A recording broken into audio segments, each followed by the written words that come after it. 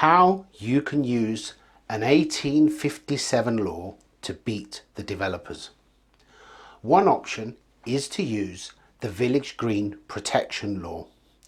But what exactly is that?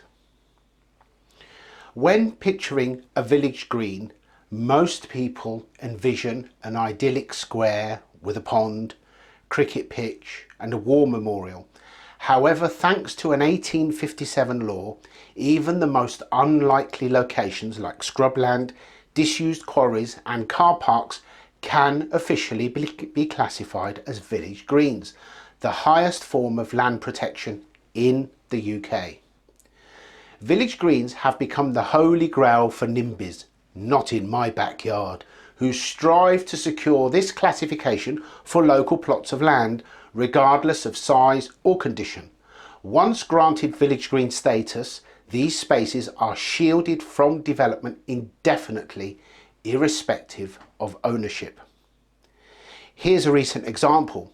A resident in Bristol, where over 40,000 people are on the housing waiting list, was blocked from building a home at the end of his cul-de-sac after neighbours secured village green status for the plot. The neighbours argued that the land is used for summer picnics, occasional tea parties and as a place to stop and chat while taking a shortcut to the nearby Tesco. What are the legal requirements? For land to become a village green, residents must prove it has been used for sport, pastime and recreation for at least 20 consecutive years. However, to secure a village green status, Ashley Clark, who masterminded the successful bid for Britain's biggest village green stretching 52 acres in Whitstable, Kent, advises that there is no time like the present for those wanting to secure village green status. Applicants have to crack on as soon as possible before developers start putting signs up. The clock effectively starts ticking once a developer gets hold of the land, as you can't register after planning permission has gone in. So what's the process? The government advises people to submit an application to the top tier local authority for the area, and the relevant form can be found online. There is no fee to apply. You do it by basically taking questionnaires or statements from people.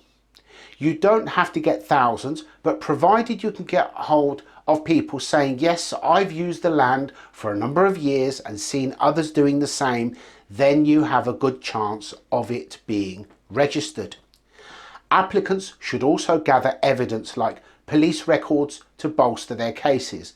The relevant local authority will determine the application, but if there is contention, it could end up going to a public inquiry. There is also voluntary registration. In the past 2 decades, landowners have also been able to voluntarily register their plots for village green status. A landowner can create a lasting legacy by registering their land as a village green. All they have to do is produce a map, fill a form in and declare there are no ties on the land. You don't have to prove 20 years of public use. It's very, very simple. Some other recent successes. Elsewhere, residents in Ashford, Kent recently bagged village green status for a narrow 1.25 acre plot close to the town Sainsbury's, while campaigners still await a decision on a field in Trowbridge, Wiltshire. Walking the dog, kicking the ball about, flying a kite or picking blackberries are evidence of applicants can cite as evidence of recreational use. This is the ultimate protection for land. According to Clark, village greens are the pinnacle symbol of land protection. Village greens are the Rolls-Royce as they cannot be topped, he said. They are indefinite and protected in perpetuity. While other forms of land protections like sites of special scientific interest, ancient woodland and local wildlife sites exist, they don't come near to the village greens.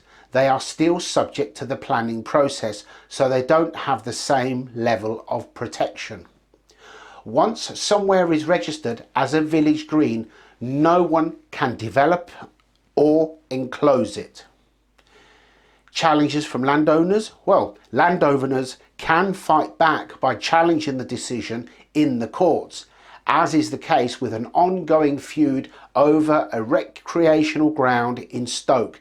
However, deep pockets are needed to cover the lengthy legal process. In 2021, transport company TW Logistics lost a 13-year battle against residents in Mistley, Essex, after campaigners secured village green status for a concrete quayside. So there you go. Do you have a beautiful parcel of land in your area, in your vicinity? Get on, get it registered as a village green, because these developers are not interested in the time and effort required to redevelop brownfield sites. They'd much rather come and build on your village green.